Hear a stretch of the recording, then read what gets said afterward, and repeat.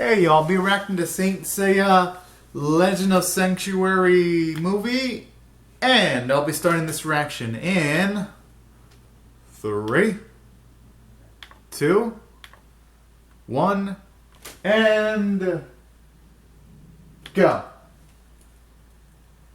Alright. I'm pumped up for this one. Oh yeah. Toei Company Ltd. Oh, in case y'all wondering, so far at least at the time of this recording, I have seen Saint Seiya episodes 1 to 114. So in case y'all curious, while all these logos are pulling, original author Masami Kurumada, who has made a fantastic masterpiece. Saint Seiya, my goodness. The episodes have been awesome. I'm just currently waiting for Netflix to release the Hades OVAs before I react to those. But in the meantime, I'm gonna react to this, which I heard it's a retelling of the 12 Temples arc. So I'm actually hyped up to see it. Gee, this one. Oh man. I hope it has all the badass moments from that arc. It's building up. It's either a bat. It's building up the whole cosmos thing, giving us the nice view of the galaxy. So right, so far so good.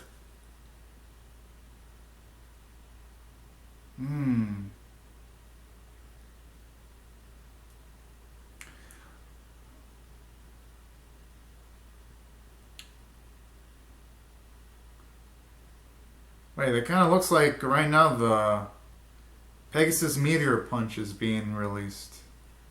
I'm liking the music. It's got a really nice flair to it. Oh, that's Aolia. I'm assuming that's gonna be Aolia's going up against Shura, from the looks of it. Kind of too quick to tell. Saving little Athena.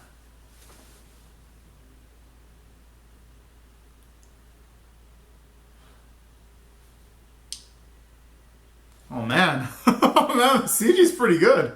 Oh my. Excalibur. You narrowly avoided that. Oh.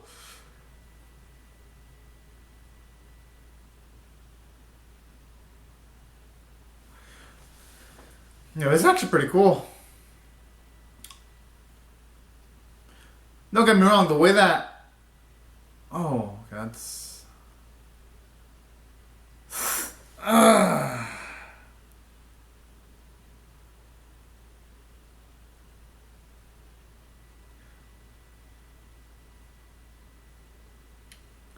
gotta admit, even though it's a bit different from how the original anime did it, because in their version it was just Suda using little Saori as a hostage to take down Aolius. I think the way they did it here is pretty interesting too, having Saga interfere.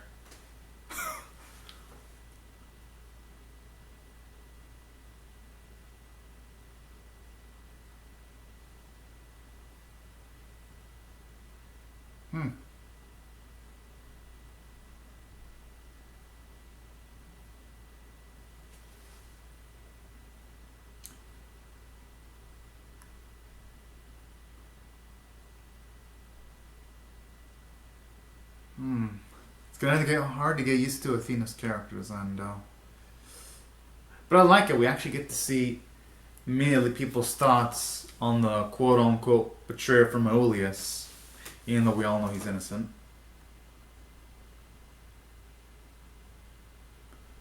The one, the wrong is Pope Ares.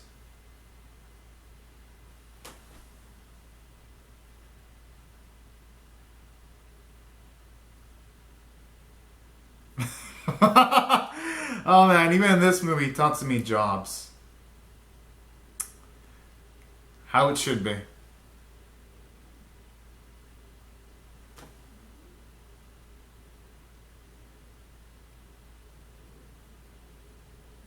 I'm assuming this is where he finds our little goddess.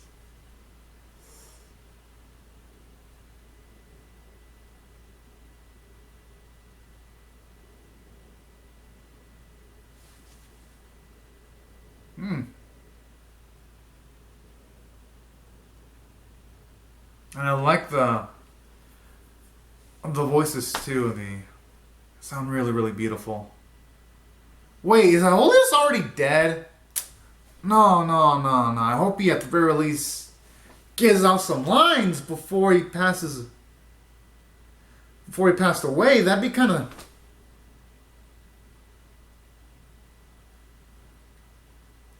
I don't think I agree with that. Taking away one of Aeolus' most badass moments. Maybe he'll wake up. Or not. Um. Okay, yeah, maybe he'll speak. Yes! Okay, okay. I was kind of worried they were going to have a Aeolus step from the get go.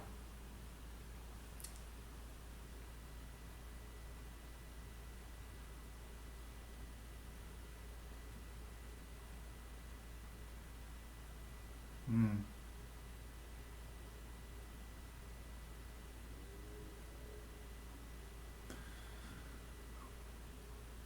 Hmm.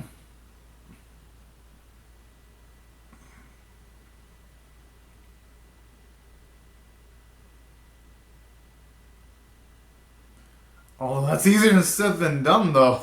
But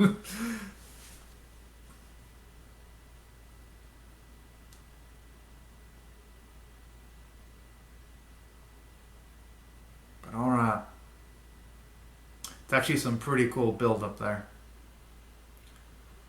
And I kind of like that creative liberty where he actually transfers all the memories by looking at them. Considering he is a gold saint, and in the series they mentioned that the gold saint's powers defies logic. And a ability like that, I actually agree with that creative liberty. You know, even in CG, baby Athena's still cute. Although hand drawn Athena's best Athena. But still, decently rendered. I do like the way the backgrounds are animated, though. They look nice. Oh, it's not about Seiya! Assuming it is. Yeah, it's got red. Yep, Seiya! Pegasus chain. Or should I say the Pegasus cloth?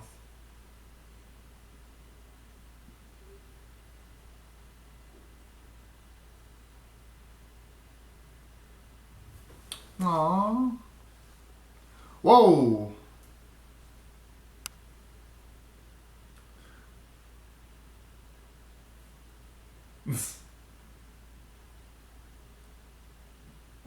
Oh!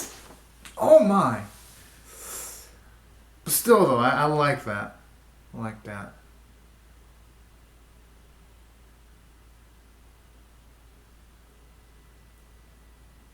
Oh. You know, this is a cute change, too. I still prefer the way the anime did it, where you have Seiya just trying like a badass for multiple years. But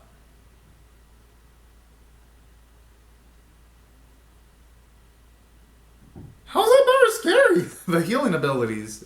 Yeah, it's pretty awesome. Yeah, I'm a Seiya! Oh man. I really like them. I mean, I've liked Seiya in all versions. I liked Seiya in the Netflix Saint Seiya CG series, the original series in here already.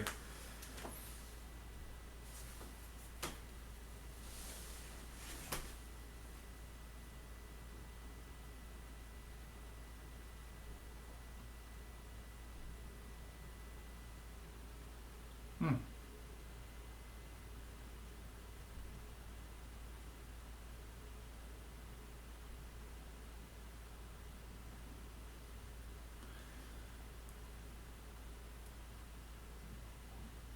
I'm like, oh man. Just imagine it being your 16th birthday, and they explain just all this, all these fucked up things. It's you're gonna make her birthday really, really memorable. Uh,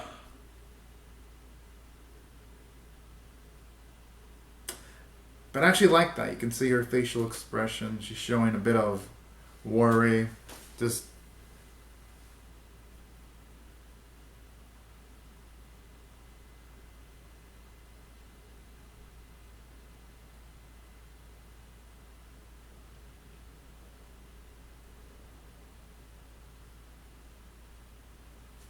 actually, I like the little nice explanation. It actually fairly establishes a mythology for this movie. But giving a nice visual cue of how the utility of cosmos has been even in ancient times, using stone, using the stone carvings as animation. That's a brilliant move.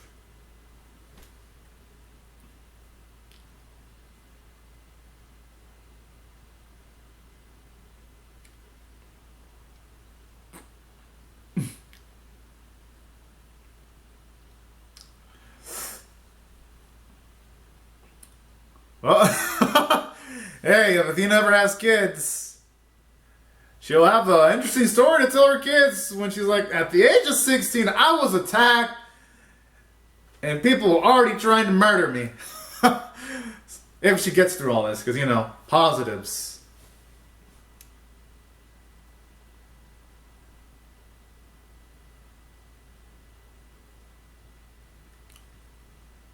Oh.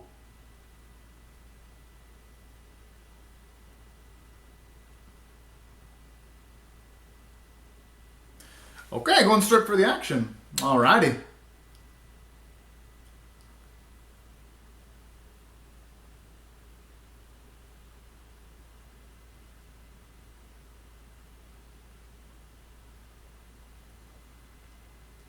Mm.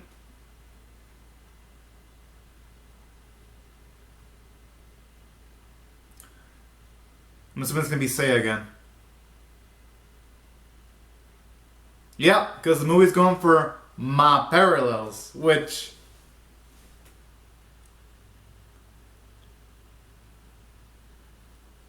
jeez.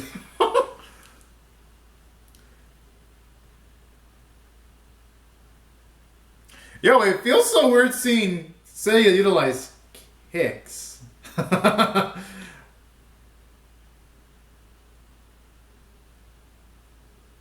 Oh, there it is. Oh, the Pegasus Claw! Yes! Oh, yes, the good shit. Hope we get a badass transformation sequence. Oh, my. Whew. There it is in all of its beautiful red glory.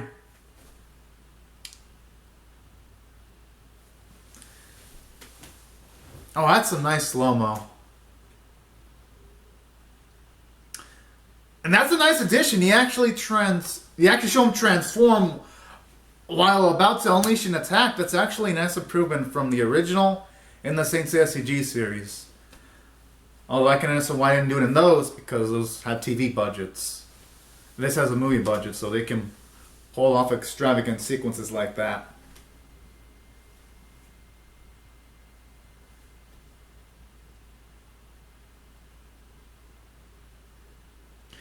At least when it comes to transformations.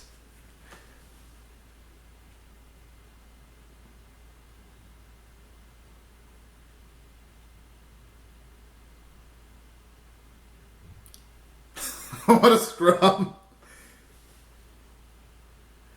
They definitely increased Seiya's power levels here, because usually when he does his Pegasus Meteor punch attack, it's usually not that strong. At least not against a bronze cloth user. It usually takes a bit more to take him out.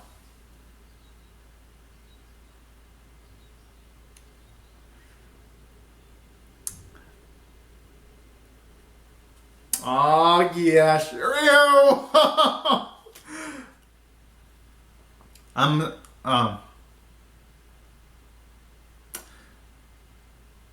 So going by how they're all together, they skipped the tournament that was at the start of the original series. Then yoga. Oh man, I mean that was style there.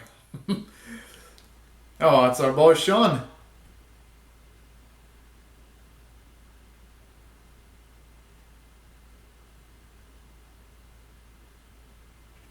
And there's our beautiful, beautiful nebula chain.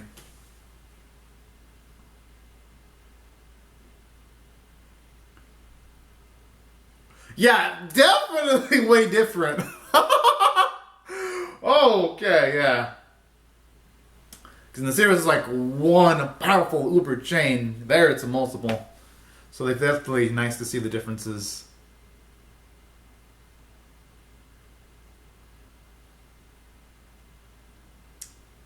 I don't know if I actually like that change to say his personality though, but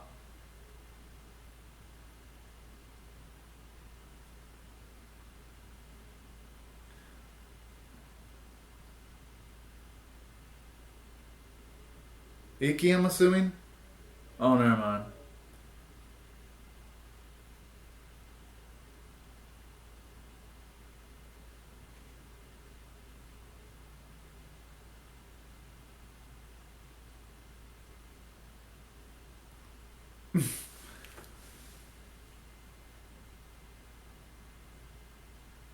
Ah, so they got rid of Tatsumi's antagonistic relationship with the Bronze Saints. Kind of a shame. It led to a lot of comedic sequences in the original Saint Seiya, and also in the Saint Seiya CG series. No, I don't like seeing Seiya all that hyperactive, wanting to like be all huggy and stuff. Because in the original, he wasn't all huggy because there was some semblance of his mind where he slowly bonded with the characters as the series progressed. And the reason why he had that personality in the original series is because of the circumstance involving him and his separation with his sister. So that's when he was like, "Oh yeah, let's hug." I'm just like, eh. But I know it's a movie. They're just establishing Sarah's personality as differently, utilizing creative liberties. So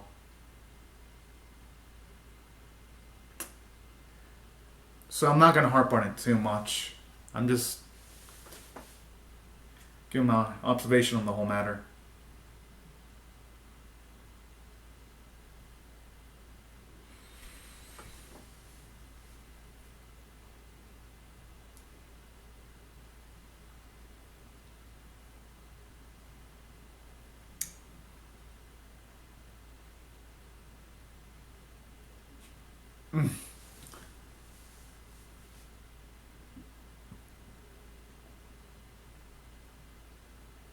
Oh man, this is just savagely looking at Alia with a your brother fucked up.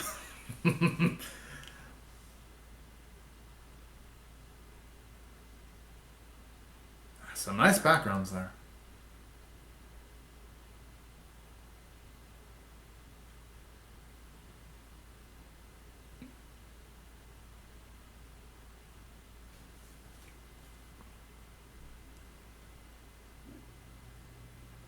I mean, I think it's more because of the stress that she's taking all in Athena. Exactly. What the fuck did they have done? Well, BS. They're attacked by trained Bronze Cosmos users. I'm just saying.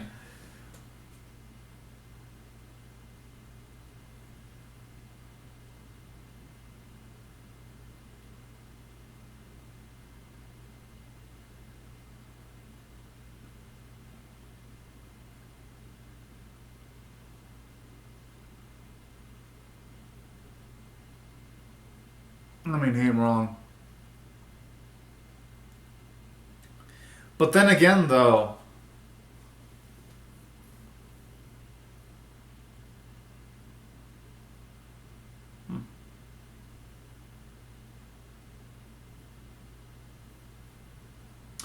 I just wonder how they're gonna handle things like Marin and China, though.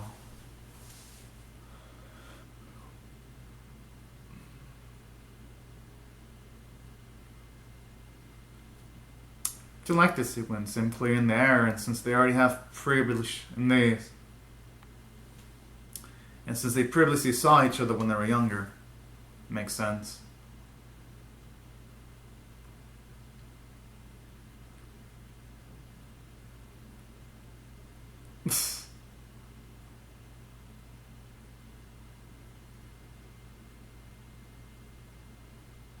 Ah.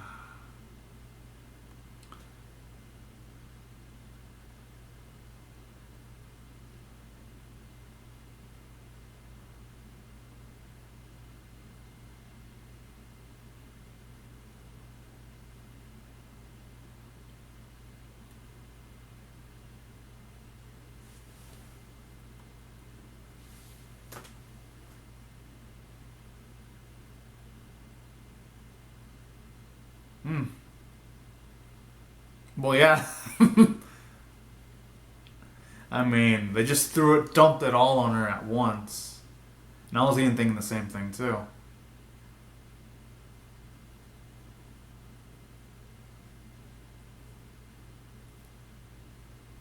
Oh,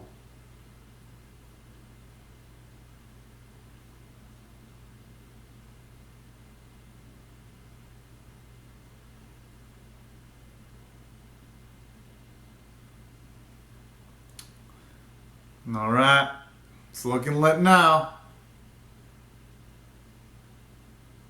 I'm assuming that's probably gonna be Aoya.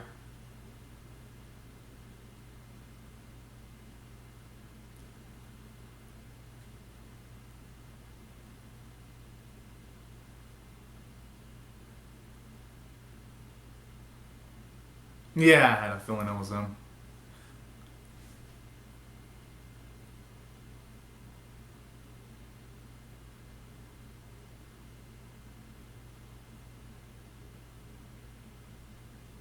Hmm.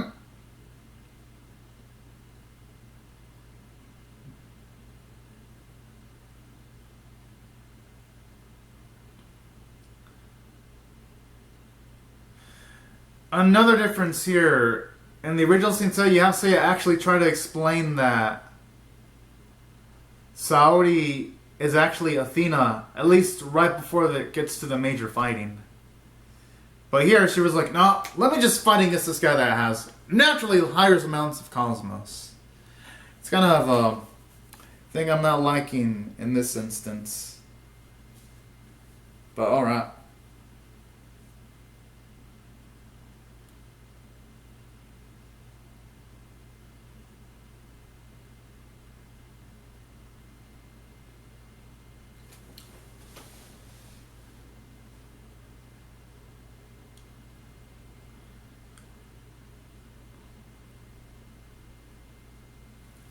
Ugh.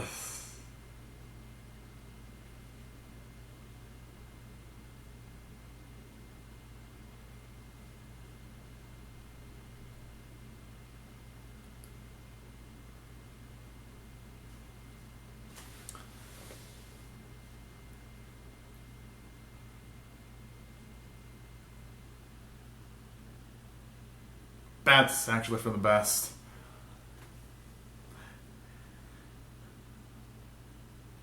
Okay, those are actually some good lighting effects, actually.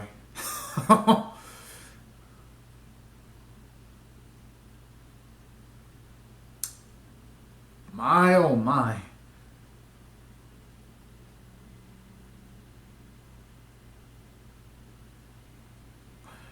This guy, it's like he wants to jinx himself in saying that.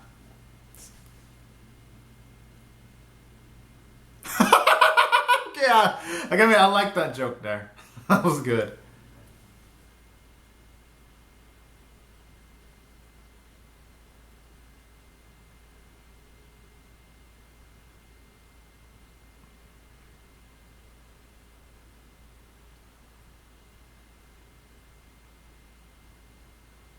Hmm.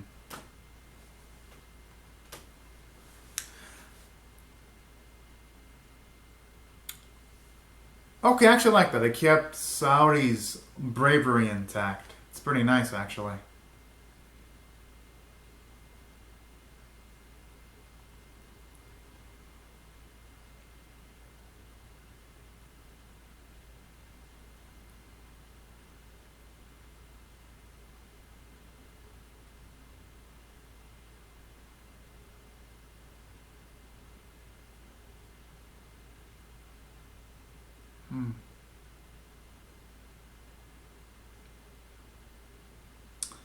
You know, actually, don't mind that. It actually gives Tatsumi some characterization there. Showing you.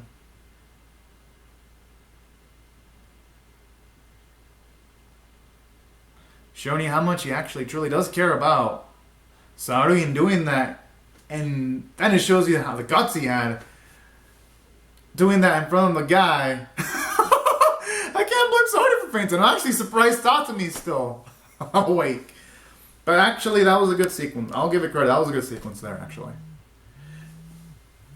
It shows you his bravery. That was actually a pretty badass scene there.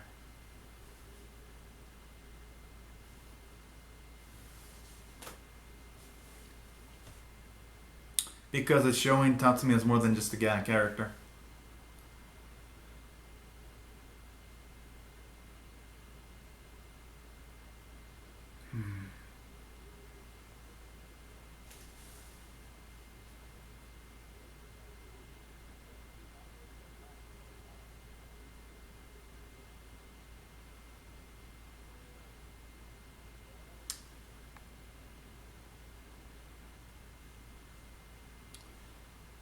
Yeah, I actually wonder if you can still do the healing thing to a larger extent.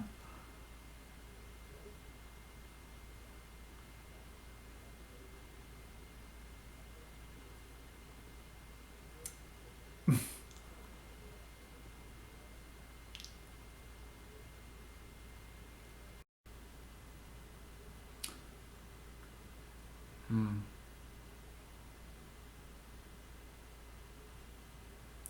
Well,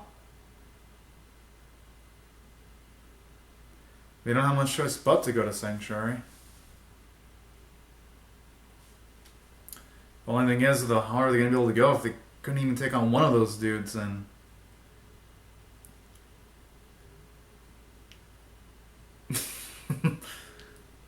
Galloping Tatsumis. Oh, okay.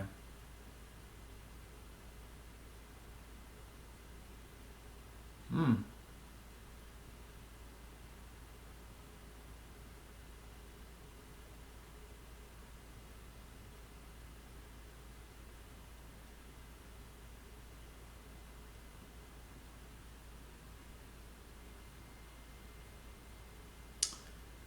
Oh my.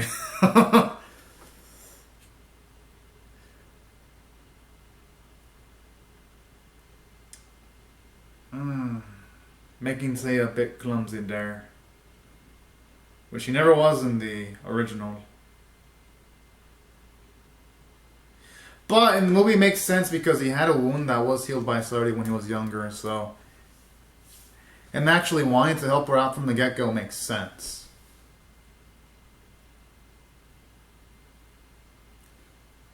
So actually.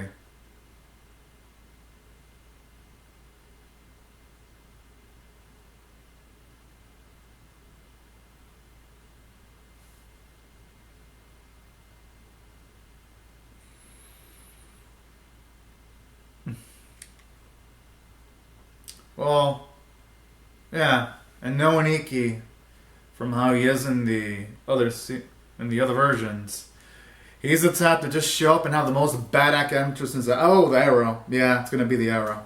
I had a feeling.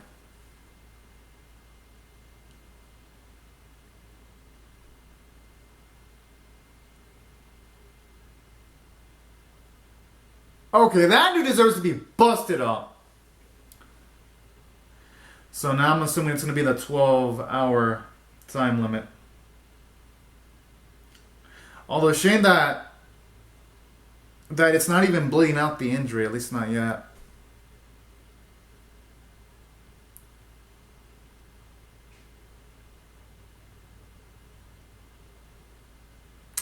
Ah, Iki. Even here, you must have badass entrances. I love it though. Looking all kind of like Batman right now. You know, joke. God, if Batman had a cloth, it even has like the horns, kind of like a Batman's bat helmet too, and even was near the moon in his first entrance.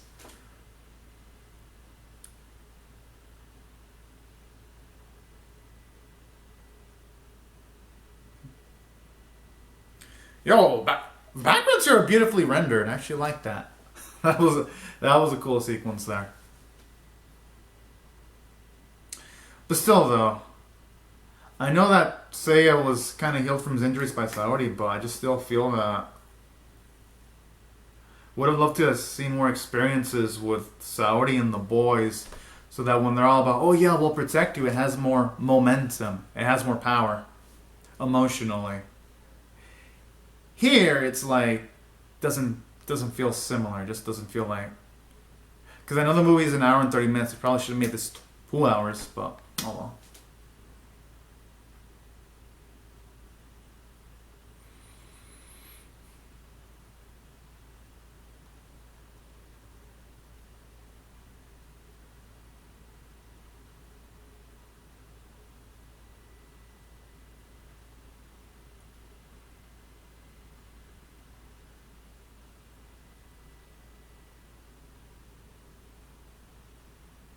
I don't know. I don't like that narrative decision though, where she's hit by the arrow, yet she can still walk fine for the most part.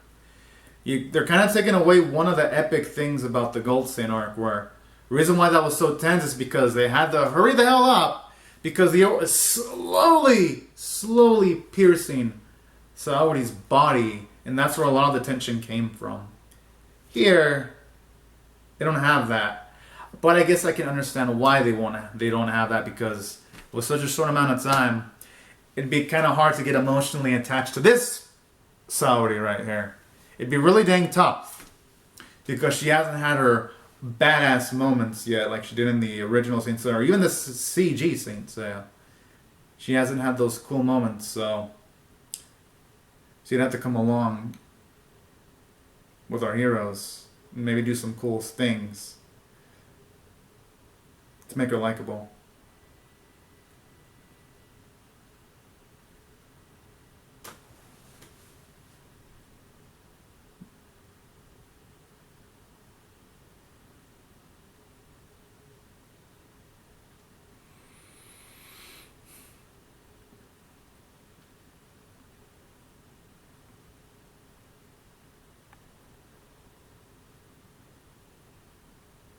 Oh, Kevin.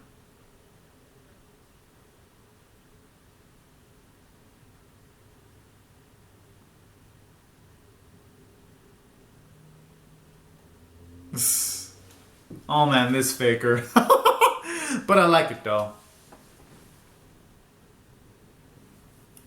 It gets across the viciousness of Pope Ares in just a small, meager amount of time. And I even like like when he moves his hands a lot. So like in Rage, it helps just portray the inner anger in him. Oh, okay then. Going by that mask, that's definitely gotta be Marin. I'm assuming that's gonna be Marin.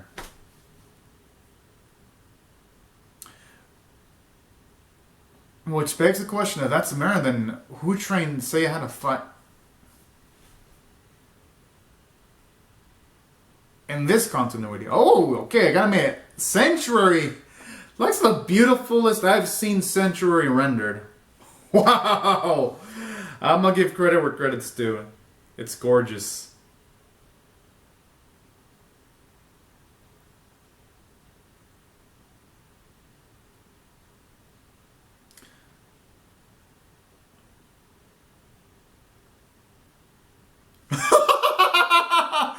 Alright, I love that. I actually love that chemistry where you have them giving shit to each other. That's cool actually. Whoa! Nice, nice.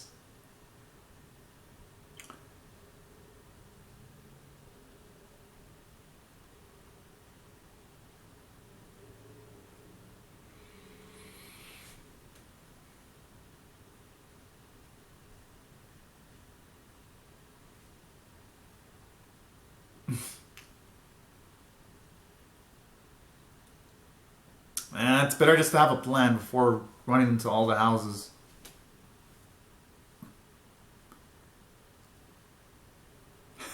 I'm always just flexing.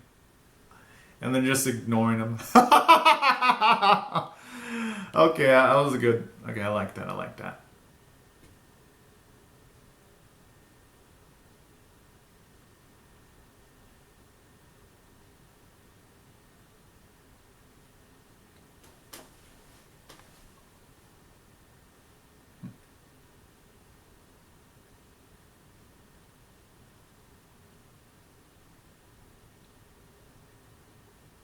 Okay, at least now we're having some ramifications about on the arrow.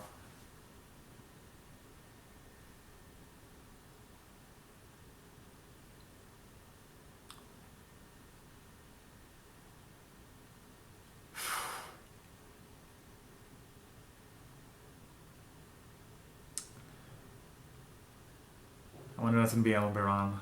I can't pronounce his name. The tower. Oh yeah, it's gonna be Taurus.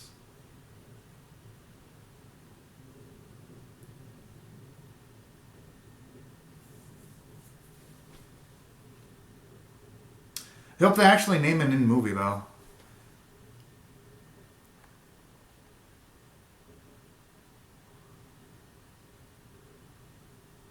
Oof.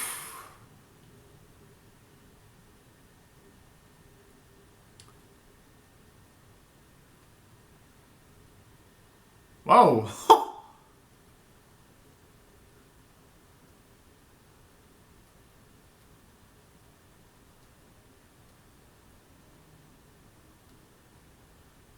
Oh.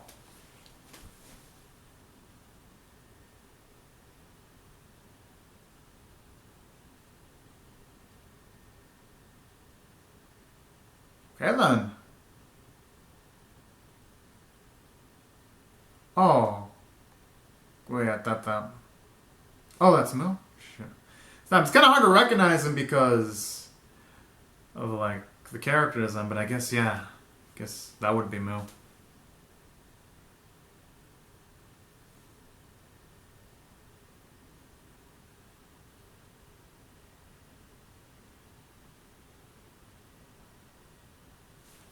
Hopefully, it gives him advice about regarding the seventh sense because we're gonna need a plot explanation if our heroes go through all the temples without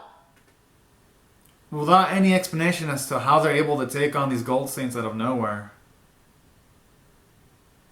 Then it's gonna kind of feel like a little BS from a story standpoint.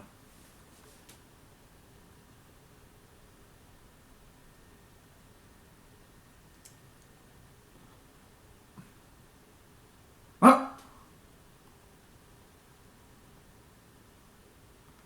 Okay, now that was kind of like a roller coaster type of view. Oh, okay, there it is.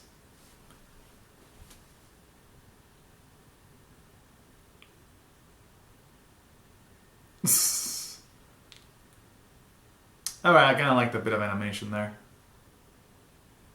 You should not say that. Never talk about a lady's weight.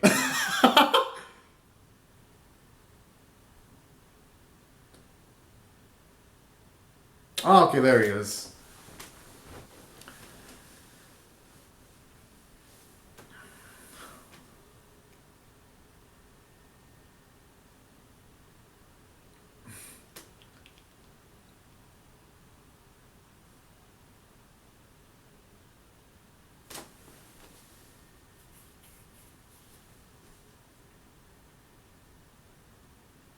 Oh, man.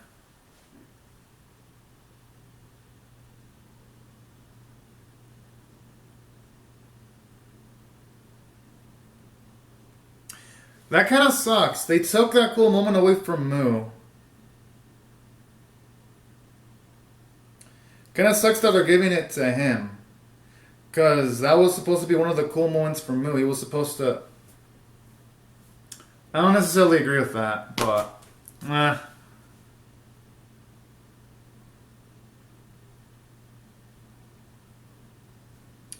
But maybe the fight itself will be pretty darn cool. I actually like that. It's a nice portrayal of the light speed that the Gold Saints can actually easily utilized due to their mastery of the seventh sense.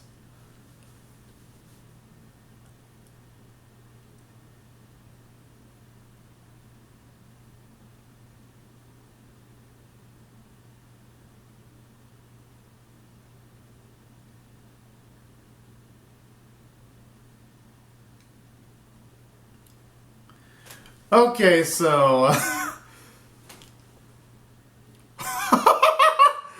okay, so now we want. I want to see how they're gonna explain our boy Seiya actually winning this fight, because he went from him not being able to take on Aolia, a gold saint, and now he's gonna take one solo. Oh boy. I wonder how they're gonna actually handle this.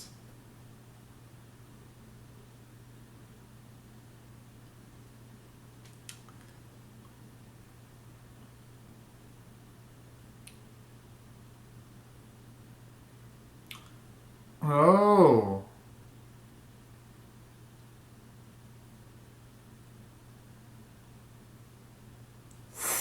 Eesh. I like the animation there though. That was nice.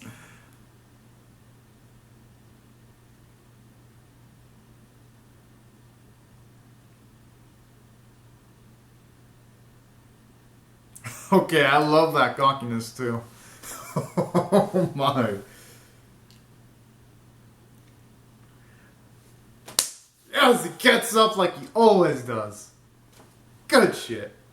No matter which version Seiya, always, almost always gets back the fuck up.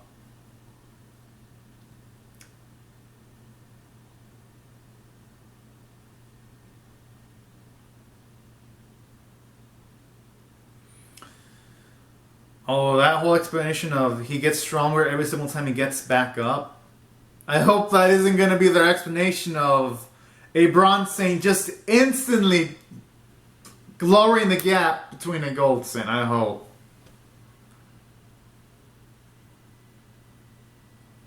Although I'm digging the music.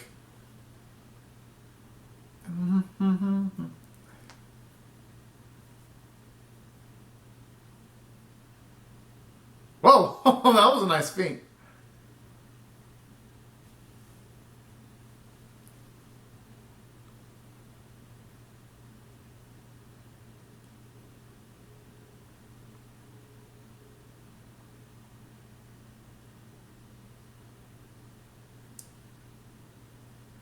Hmm?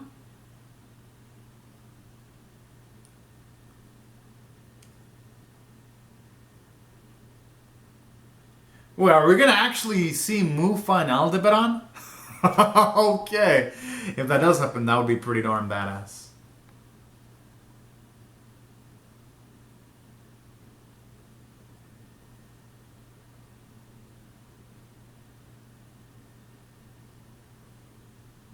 So I just calm down. He can save his energy against the other Gold Saints too.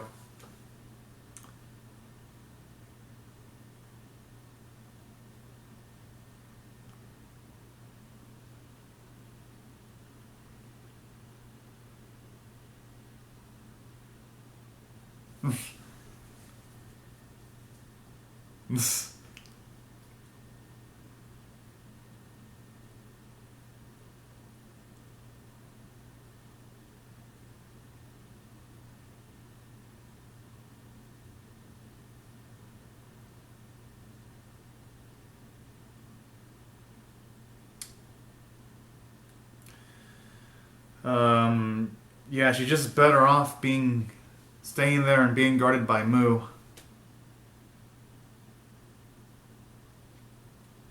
Oof.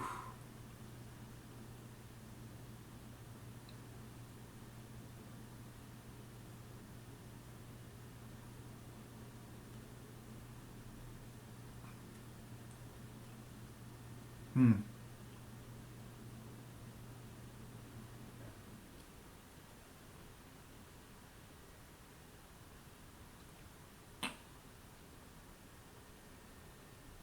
They can just leave her with Mu. He is a Gold Saint. He's pretty strong enough.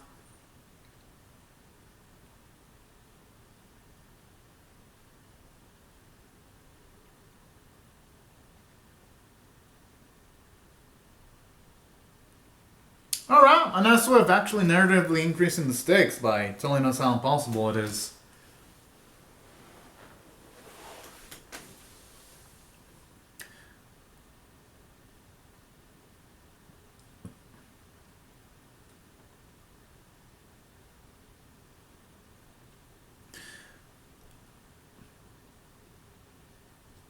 Wait, wait! Are they gonna actually give Moo and Alberon some action? Yo, if they do that, oh my. Okay, again, that would be pretty cool.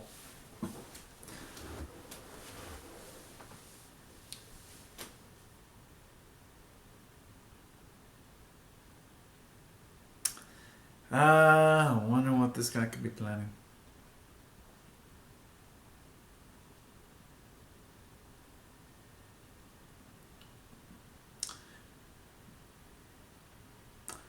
Oh yeah, I do remember. Yeah.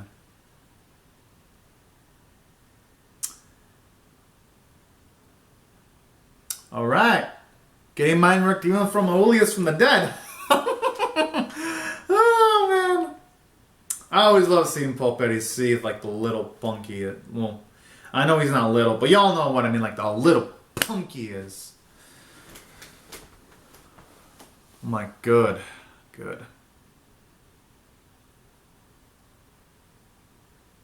I'm assuming, yeah, this is Death Mask's temple.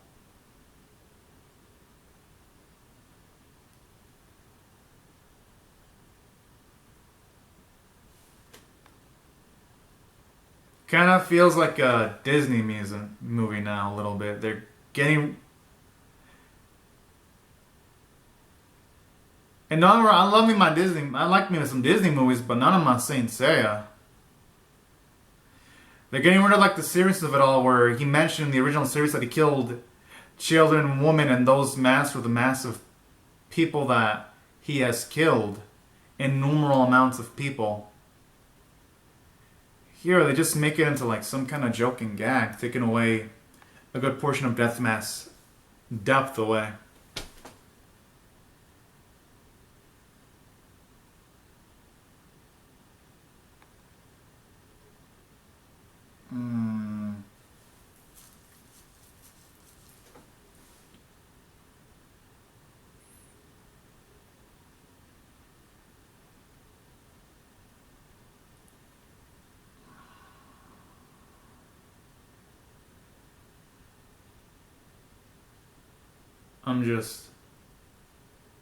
I'm just here waiting for the next fight to start.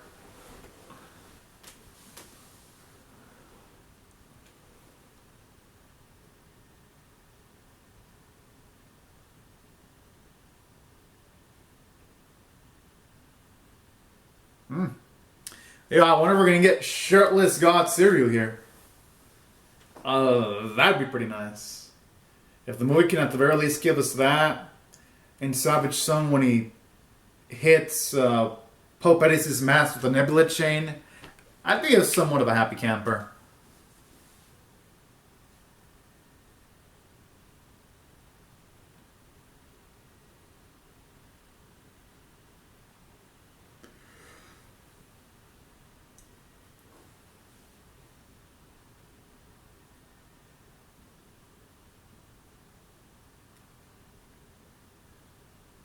Oh yeah.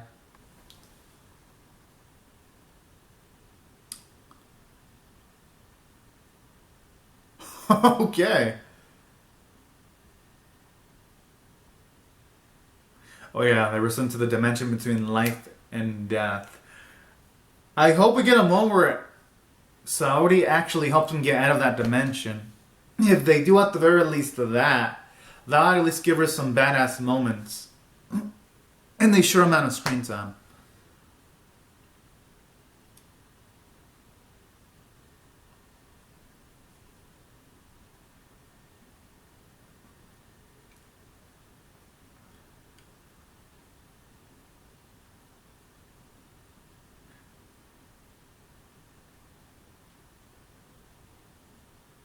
Oh.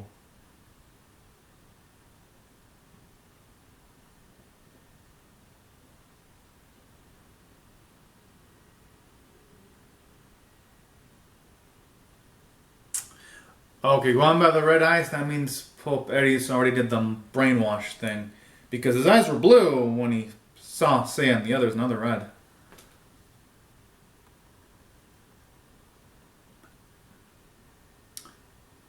God, man, this is actually pretty nicely rendered. Huh.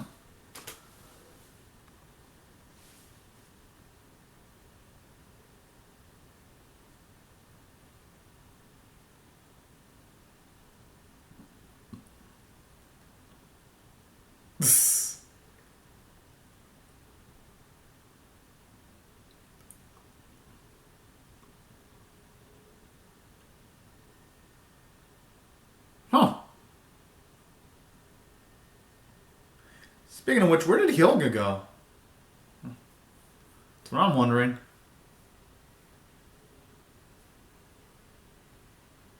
Okay, help me explain it because when they just attacking Death Mask, he got transported into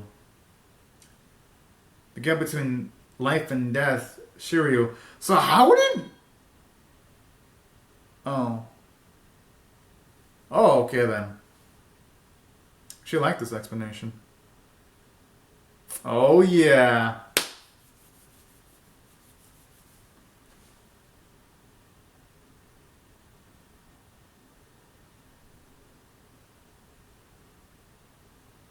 Hmm.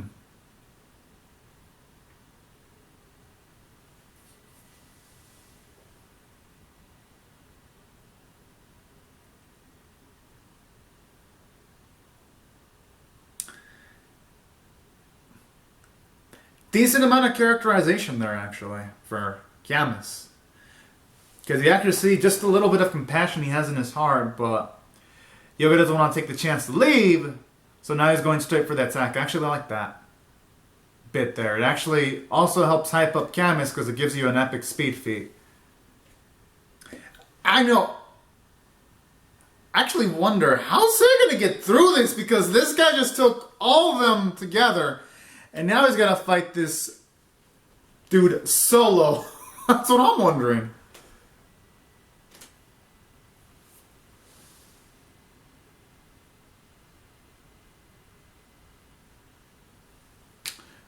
Well, in the original series, what happened was Pupper's got a sneak attack on him, and he controlled his mind. I hope the movie actually flashes back to that. Oh.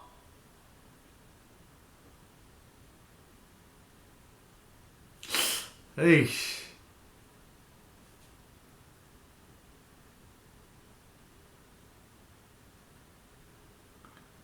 Well, that is some good slow-mo on the choreography. And you know what I really like about this fight? Yes, our boy, son!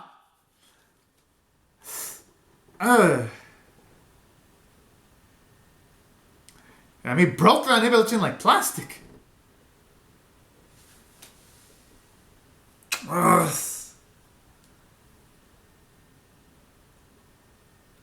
Alright.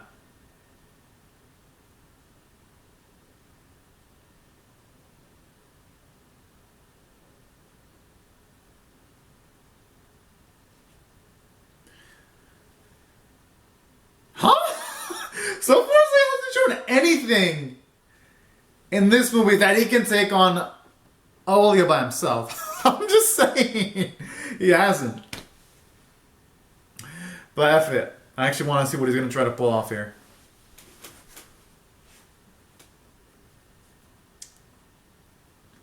Or he's going to actually...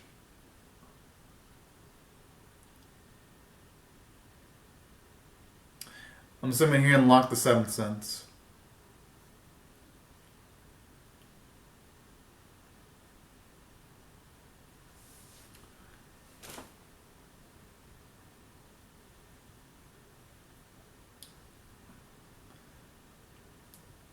Oh yeah, when he combines multiple punches of the Pegasus Meteor Fist or Punch into one blow. Okay, yo, that looks cool. That looks like he's blocking a Kamehameha Blast. Oh! Yes! Make him eat it, Seiya! Do it! Do it! Ah! Son of a...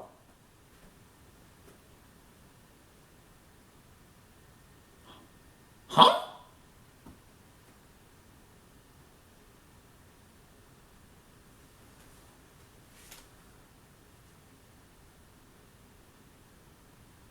Whoa.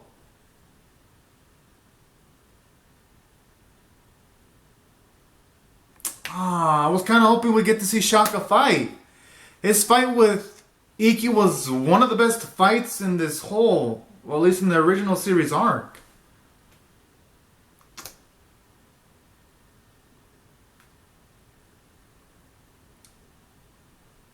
And speaking of which, they've kind of already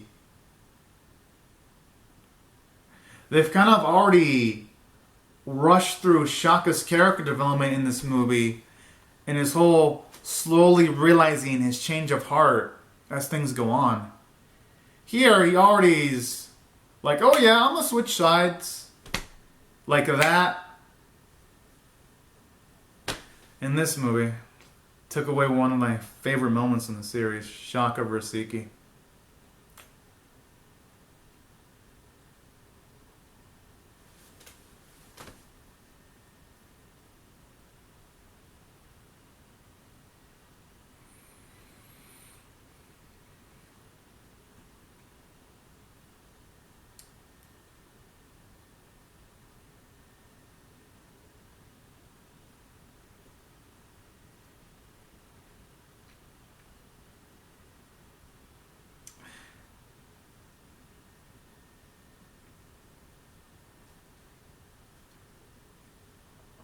Oh my.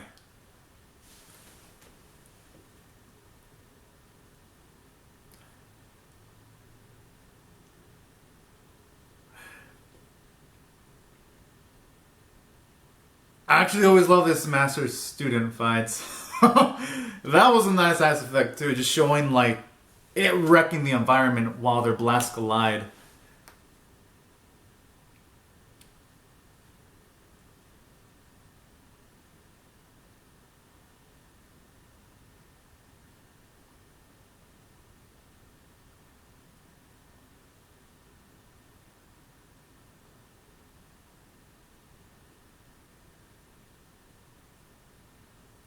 Honestly, Camus's death here has like zero weight though.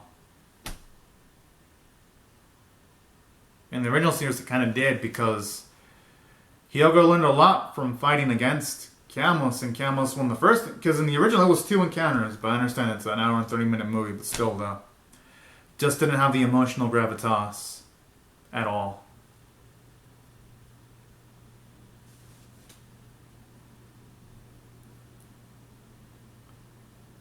Oh, Death Mask. Inside his death warning saying that. Oh.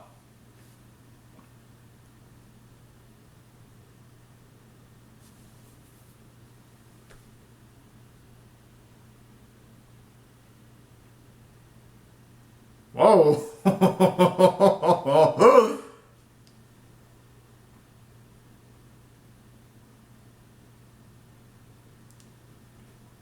Jeez.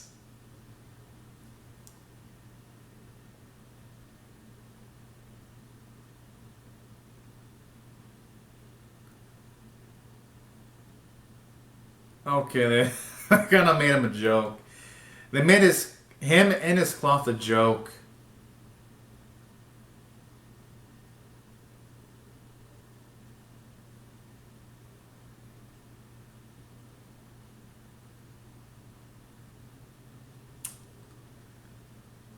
I mean, at the very least, they give, even though it was a rush explanation as to why his cloth came off, at the very least, this specific battle, it makes sense why Seiya actually won from a story standpoint.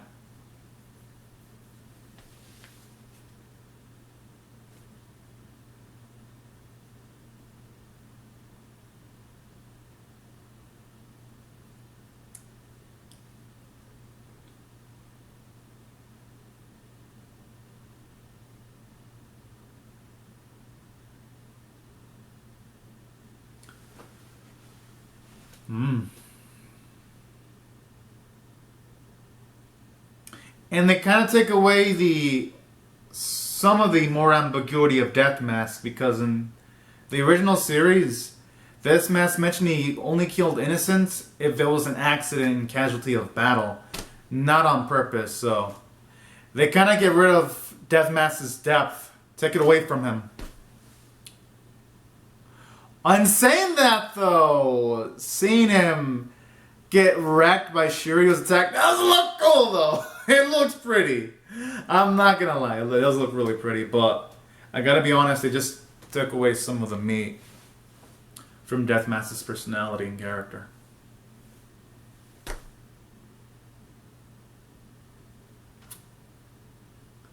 That was rushed.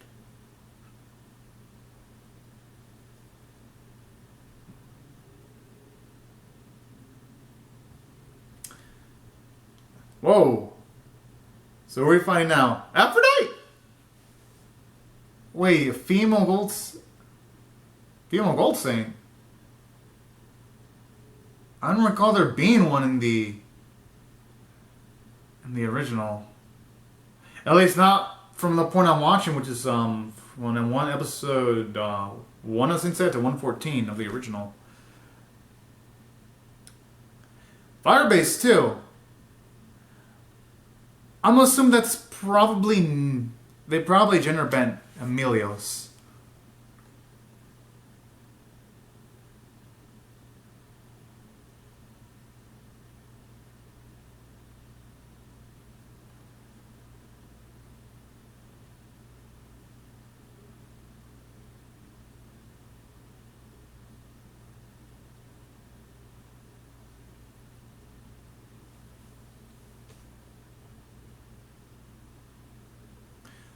Yeah, I actually wonder if she's gonna fully heal their bodies, because if she is, then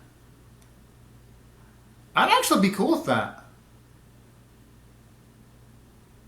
Because here, at the very least, the writers are gonna justify why she actually came to the temple. And additionally, it's gonna show you... I like this scene. It shows you why she's worth protecting, because Athena, she almost always thinks about protecting other people than her own well-being. So I like how this movie is portraying that. As far as characterization go, they're doing a pretty decent job with Saori / Athena, considering the time restraints they have to work with.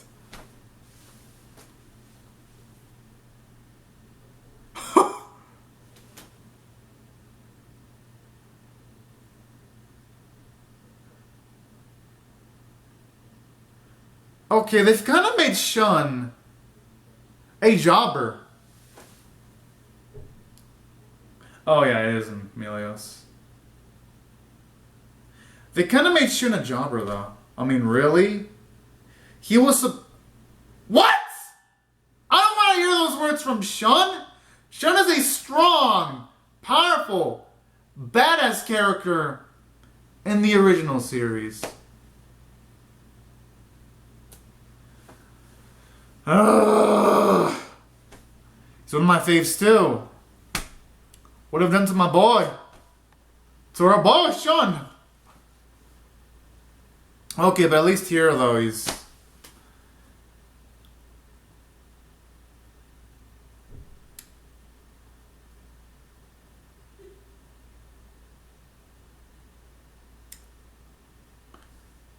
Oh yeah, Icky!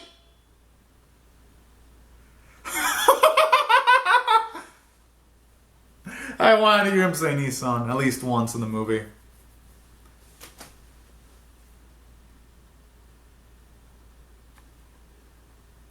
Ah, Icky, making everyone his bitch. Just like in the original. I love it. I love this.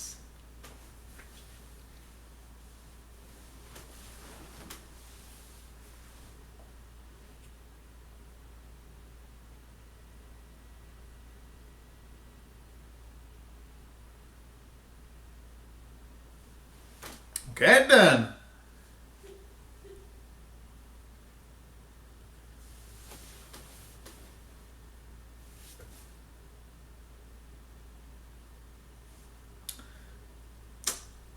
Oh, I actually want to see Iki versus Shura, though. Don't want it to pan away.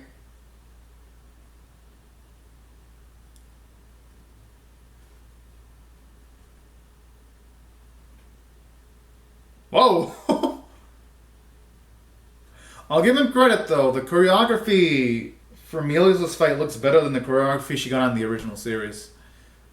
So that's actually one improvement from this that I'll give it, because when Melios was fighting Yoga, the animation really wasn't that good. Although instead she's fighting Seiya, but overall, her fight looks dang beautiful from a choreography standpoint.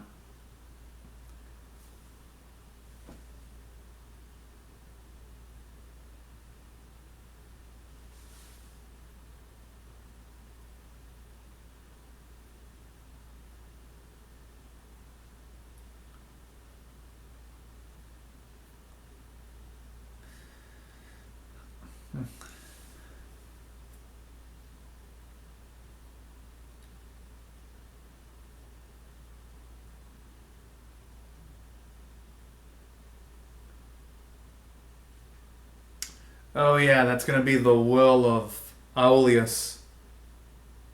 Mm-hmm. Kind of a bit of a plot convenience for it to be showing up there, though.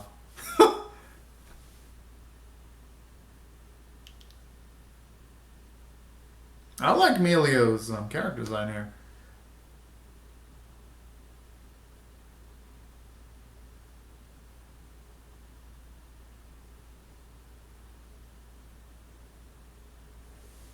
Okay, at least we're getting now a flashback of how his mind was controlled. So I like that. Better late than never.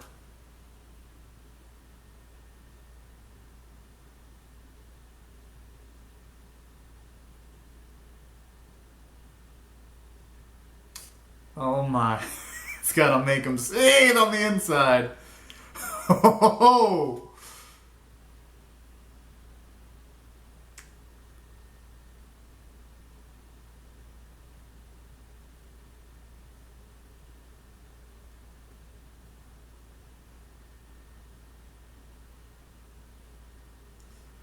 You know, I'm not necessarily approve of this because they kind of disrespect Aolia here, because in the original series it took Shaka getting preoccupied with Aolia in the fight for Poperis to even have a small gap to even take control of Aolia's mind. Honestly, that.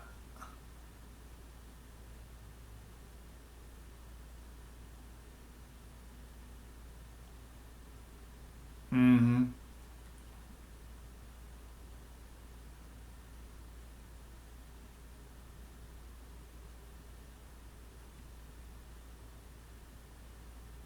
Hmm.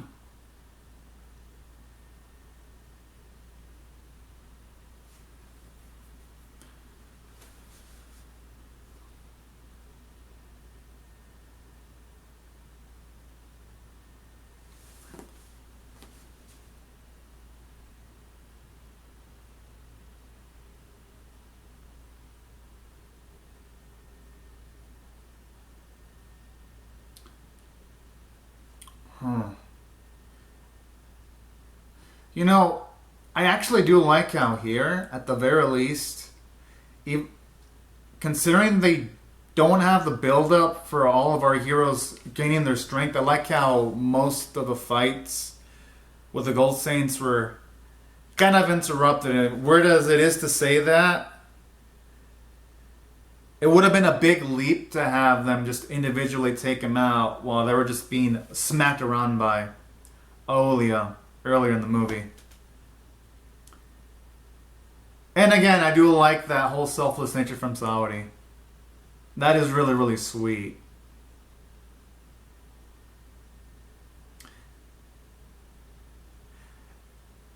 And it's a nice contrast from the start where they said her power to heal scared people, but now it's the opposite. It's helping people out.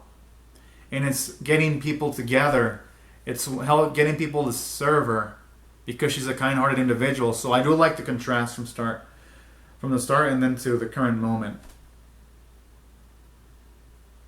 Although they kind of fucked over Sean and Ikki big time, though. At the very least, I would have loved to have seen those two in a fight against Ogolson, or at least push him back for a bit.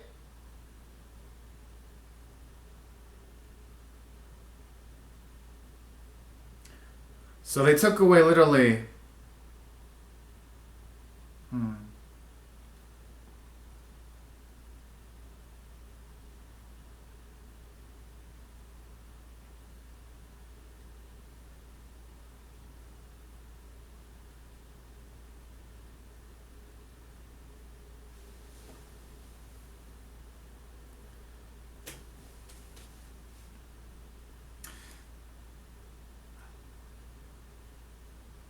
Speaking of which, wouldn't they be better off if the Gold Saints contributed Cosmos to help heal Seiya too, and not just our main heroes? I'm just saying.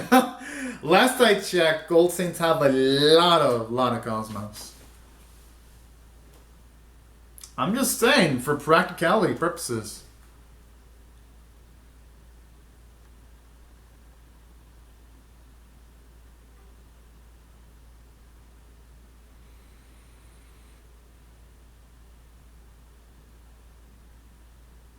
I'm assuming that's Aphrodite.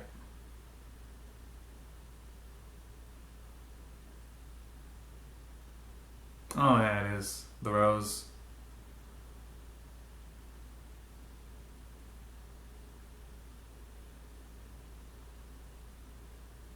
What?!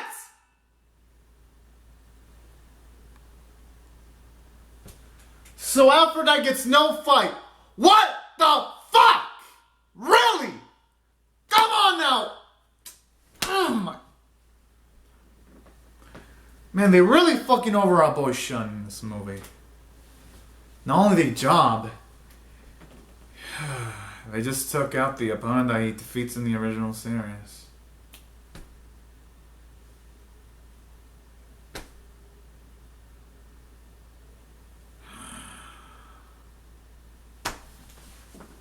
But maybe they can make it up for the final fight.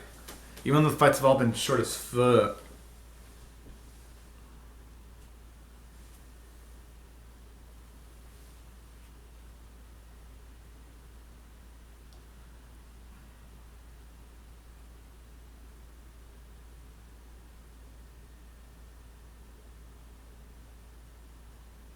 Whoa. Dang.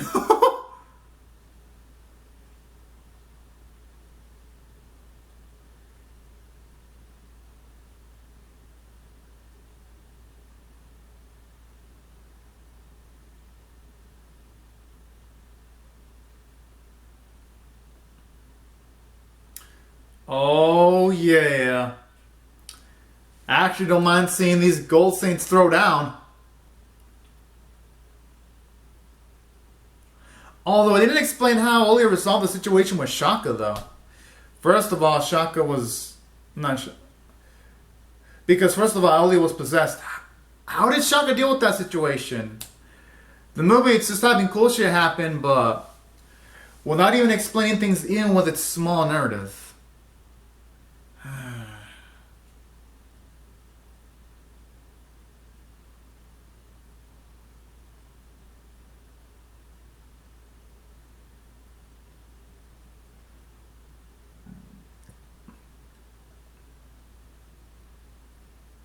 Well, Gemini Saga. Mm-hmm.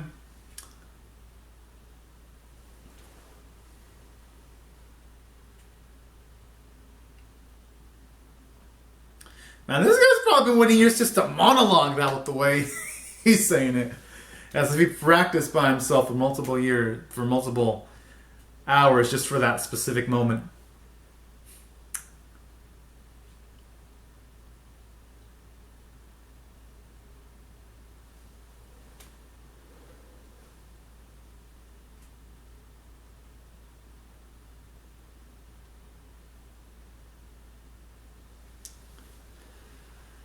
Now, this guy's on a massive ego trip.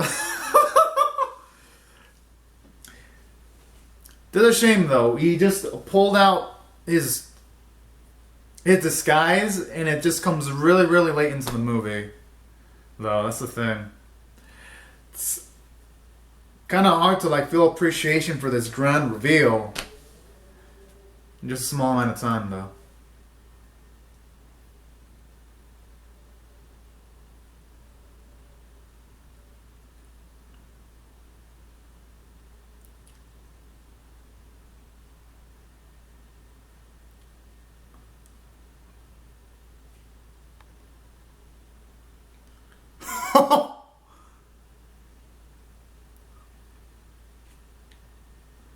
Yo, he's doing it solo without the help of a Gold Saint. Jeez.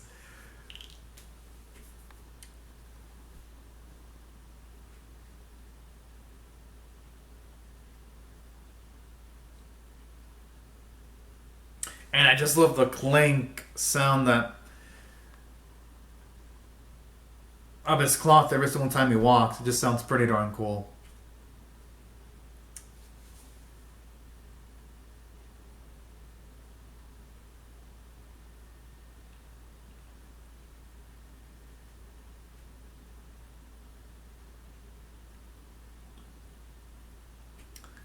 Oh. I gotta admit, I love, again, the destruction of the background.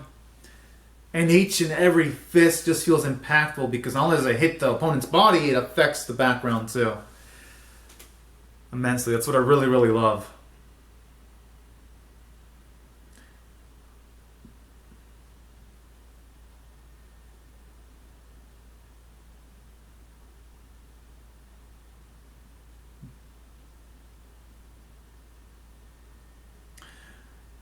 Going by the build-up, I'm assuming that Elias's cloth is going to attach itself to Seiya.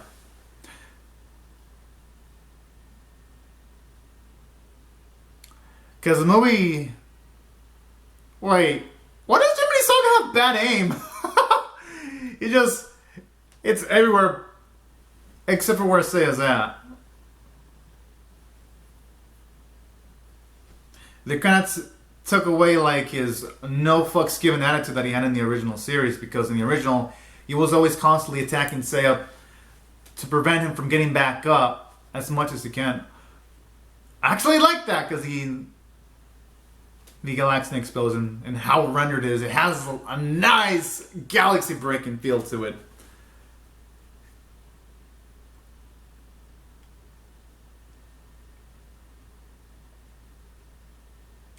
Okay, there actually kind of looks like a Final Fantasy character there. No, I ain't gonna lie. Kind of looks like, okay. Oh, okay. I was like, where did art come from? But I noticed it came from the cosmos of everyone else. All right.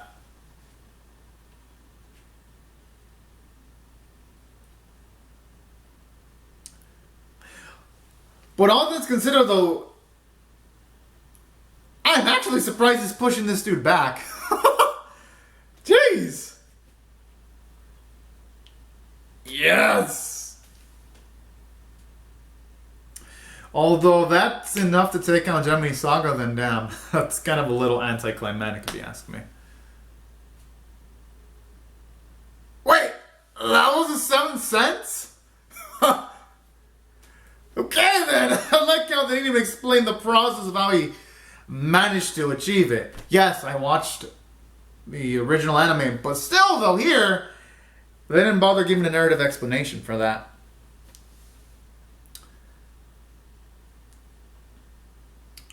But I do like seeing the Gold Saints actually have their action sequences here, instead of just being decorations, so...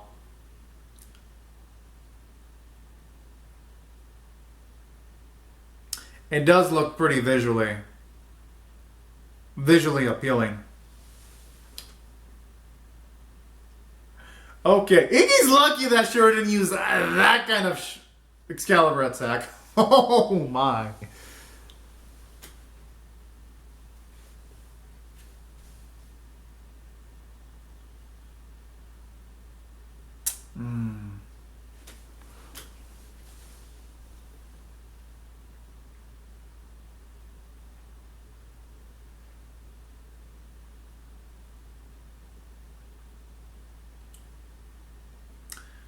Oh my.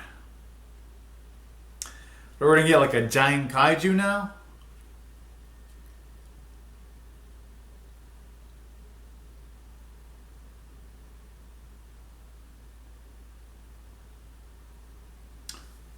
What, is it gonna summon like some kind of like apocalypse or something?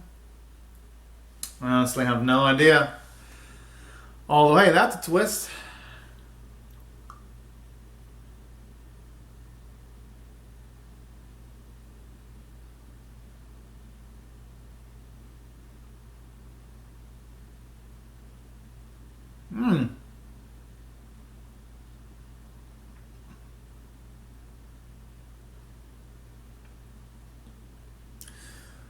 Okay, it definitely looks like it isn't gonna just.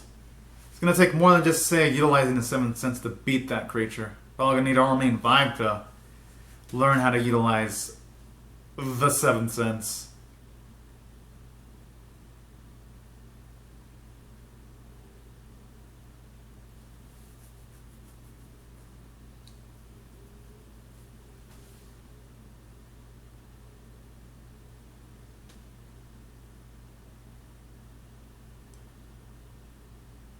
Hmm.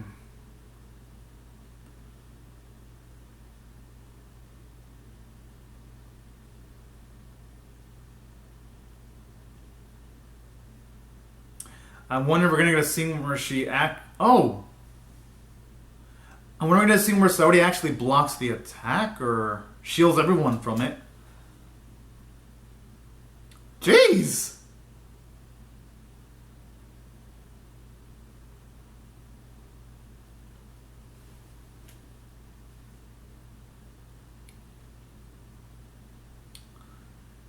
Oh yeah. Finally. He downs it.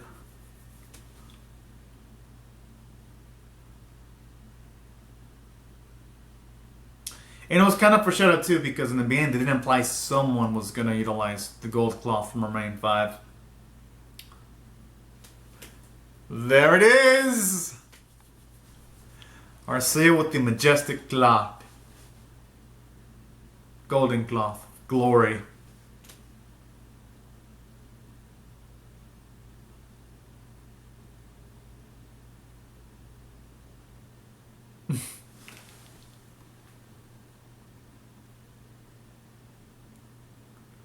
Although I don't think I'm a fan of the of it kind of having like horse-like legs at the bottom though, but okay. Everything else about the design I like the upper body,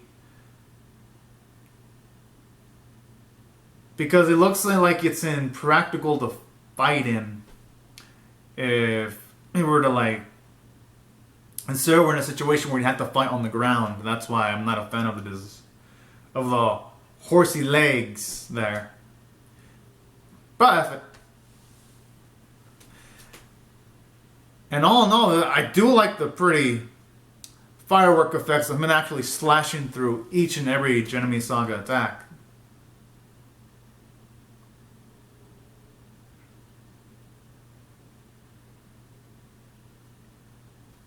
Hey, Karma's a bitch! He hit Athena with the arrow, and now Seiya's gonna be hitting Gemini Saga back with his own arrow. Love it! Poetic justice! Yo, it sounded like someone screamed when he shot the arrow. Yes! Yeah, fuck Gemini Saga. Fuck him. I love that. Just hearing this guy rhythm pain. Doesn't matter which version. I always love seeing Gemini Saga get his ass whooped. Like the evil sack of shit he is. Well, his evil side anyway.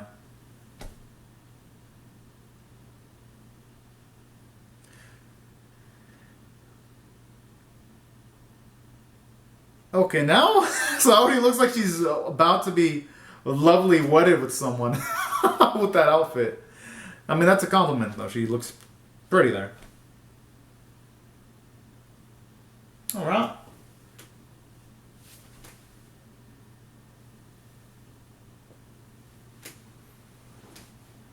Although I would like to learn, how did they repair Sanctuary? How long did it take?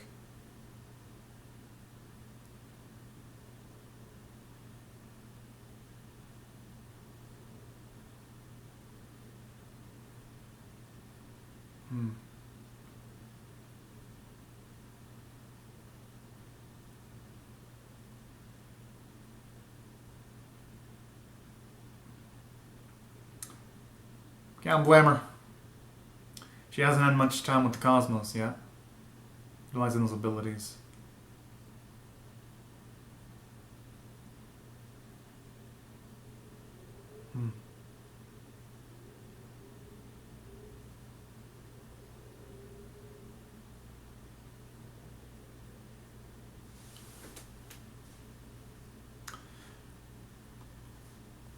ending sequence there, implying that Saga had a good side and so was corrupted.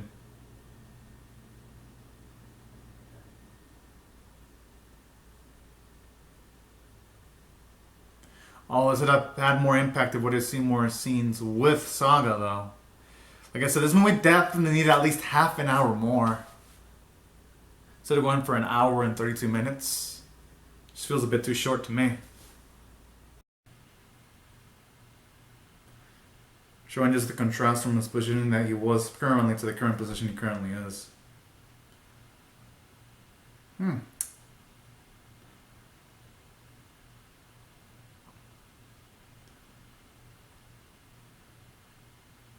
Alright. Actually, I like how she's giving an accurate description of Seiya and the others.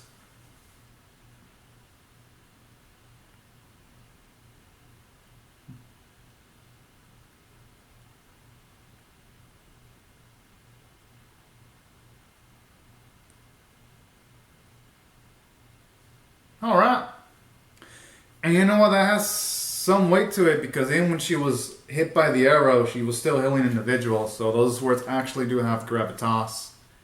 She's not just saying those words for show. And actually do like that little touch there where you have all the other people in Sanctuary just cheer Athena on. That's actually something that the original anime actually didn't have, where you have people just cheering Athena on. So I actually do like that touch there. Made for some nice cinematic. That's it. Wait, whoa, whoa, whoa, whoa.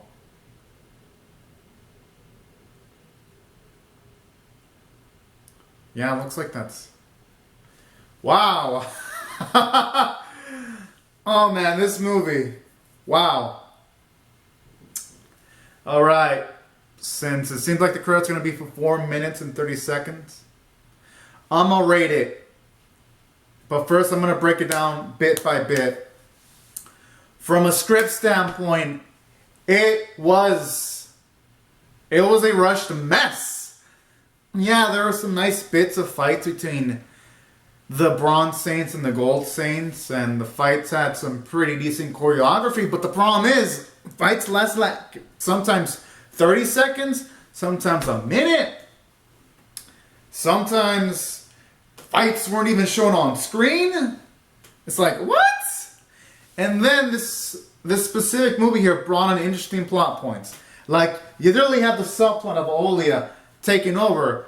Then the next, Shaka just resolves that situation. And that kind of thing there is kind of BS because Olia was hyped up to like be this super uber powerful warrior that just took on all of our technically 4 bronze heroes simultaneously. So it went from that to, oh, I guess we're not going to show it off. And then at the end of the movie, you have Seiya, who just barely awakened the 7th sense, take on Gemini Saga, who just earlier vanquished Aphrodite in like a few seconds. And Aphrodite is a gold saint who's at the very least stronger than Seiya at this point in time in the movie when Seiya was fighting Gemini Saga, at least supposed to be. But this movie had just a major power scaling inconsistencies throughout, from start to finish. Even if, because right now I'm trying to look at it out of perspective as someone who is just like a casual movie audience. Because I'm trying to rate this as if this was like a new viewer going into this movie, and if a new viewer to watch this, they wouldn't make any sense of it. They'd be like, "What? How the hell did Seiya get 7th sense?"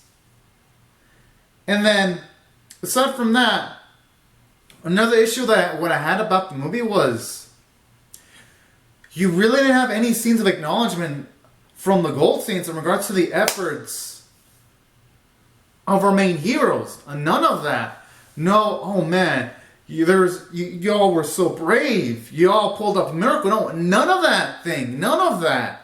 It's like, really, what the hell?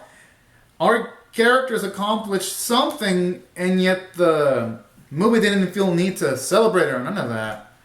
Kind of gives you like less of a gratifying emotional feel, and you didn't get that here. You got that in the original anime where all our characters got praise and all that. Here though, nope, you didn't get that. So the accomplishments feel hollow. And speaking of which, they did our boy Shun and Iki dirty. Iki just got bitched the fuck out off screen while in the original Saint Seiya, he was the one beating people, having epic entrances, fucking blowing shit up. And then you got Shun, one of the most badass characters, gimped. Literally. Man, this pisses me off. Because literally in the series, this Shun put fear, at least for a few seconds. There's an after credit scene. Hopefully it doesn't end off with a cliffhanger. And then just happy comfy so it doesn't sequel bait. Alright, good.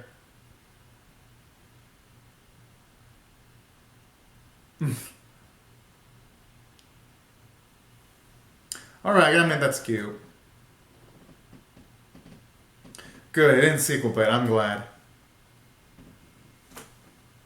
Alright, I mean...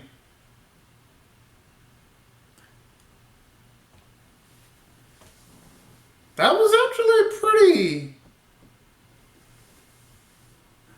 pretty fun. I even liked like the character expressions from Tatsumi, but no, seriously, the way they fucked over Shun, he had like in the Rangers, he had like this beautiful song called Nebulous Shane, Shane the mask off of Pope Eddy's face, and then afterwards he takes on Aphrodite, the guy that was gone to the last temple, and that was it was like, yo, Savage Shun. We didn't get to see that in this movie, so only thing, and that's the thing that pissed me off too.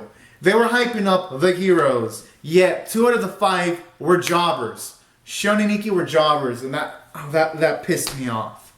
And aside from that, another thing about this movie that just really pissed me off was we really got to see any sequences where the main villain talk. So really the antagonist in this movie, even if you're going in without any experiences to Saint Seiya, a casual viewer that would just be watching the movie would be like, why the fuck would I care about Gemini's Saga? This dude has no build-up. This dude only showed up just maybe at the last few seconds of the movie. Well, I mean, the last few minutes just to get his ass whooped and pulverized. So it's like, they really ruined a cool-ass villain too in this movie. So, they didn't get that right. I mean, I'll give him credit though. The chemistry between Seiya and Athena was good. So it wasn't all bad. I did enjoy that. And especially, I did enjoy the sequence where Athena actually healed Seiya. So when Seiya was there to protect Athena, I was like, alright, you know what? This makes sense. But that's about it. That's probably like one of the few positives. And additionally, aside from that, in this movie, it also took away some tension too, because when you got Athena hit by the arrow, there's like no sense of speed, sense of urgency going on like there was in the original anime or even in the Netflix series where it's like, and they were just slowly stabbing her flesh, like just slowly, and it was like, oh fuck. No, they got rid of that. Here, they make a lot of sequences feel too clean, too pristine, just too plasticky at times. And that's another issue I had with it. And then additionally, another thing I had with it was the interactions between Hyogo and Cam. There's this hyped up thing in the movie, and then boom, just a single attack, battle's over. Wow. Not even tears, none of that. You got that in the original anime where you have Hyoga tearing up near the end of the fight when he was battling Camus, and then you saw the ramification of how it changed him to be a better man. Here, you don't even get teared. You just see him just keep on walking as if the person he killed was just a fucking friend he knew for like a week or 2 weeks. So I was like, that was another disappointment too. So that's where this movie also fucked up. It pretty much fucked up the emotions. And then, I mean, I guess there was some positives. The CG backgrounds look nice. I actually did think the character designs were relatively easy to look at and smooth. And I did like the fight choreography, although I do like the Athena design more in the Netflix CG series. But I digress. All the other designs look good. So I guess I'll give it credit for that. And on top of that, the fight scenes with Melios did look better because Melios's fight scenes in the original Saint Seiya when he was fighting Hylia, it did look like shit visually. So I'll give it credit for that. It improved on that. And that's about it as much as improvements go because there really isn't much else. This movie was just it was a disaster. I mean, guess it had some fun fights, but honestly, if I were to be really honest in my review, just check out the original Saint Seiya.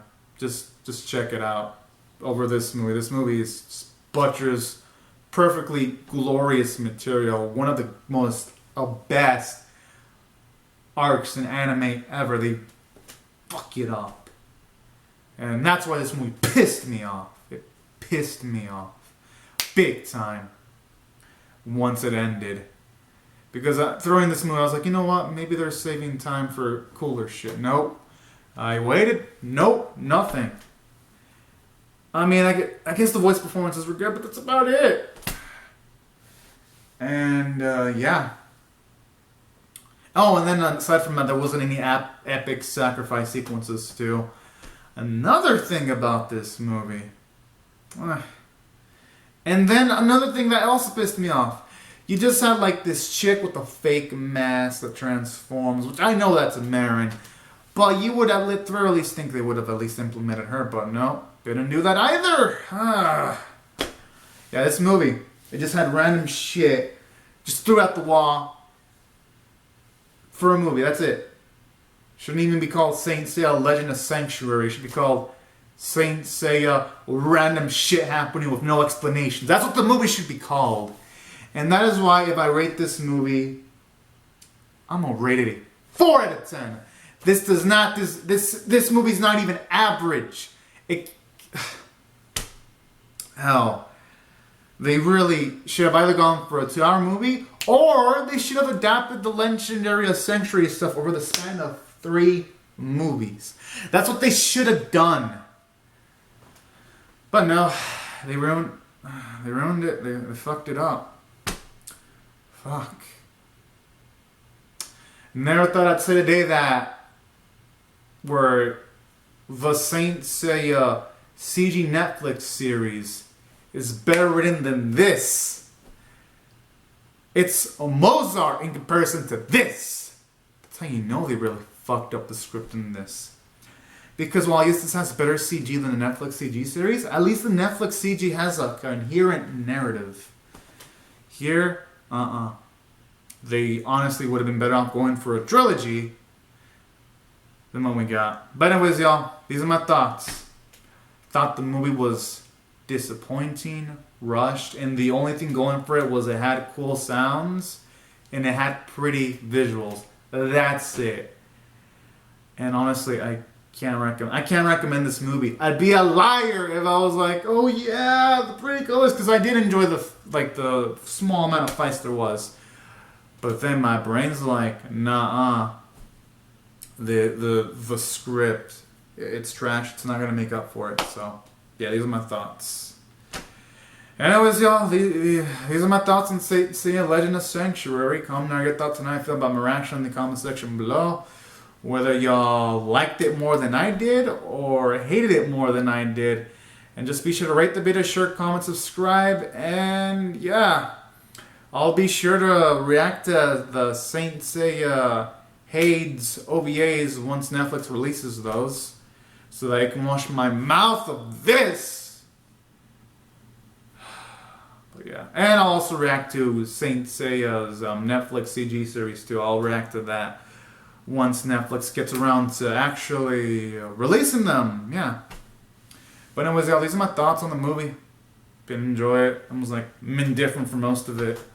Anyways, y'all, thank you so much for watching my reaction. Be sure to comment down your thoughts on how I feel about my reaction in the comment section below. Rate the video, share, comment, subscribe, and I'll see you guys later if you come back for more. And yeah, thank you so much for watching, and have a great and safe day. Bye-bye.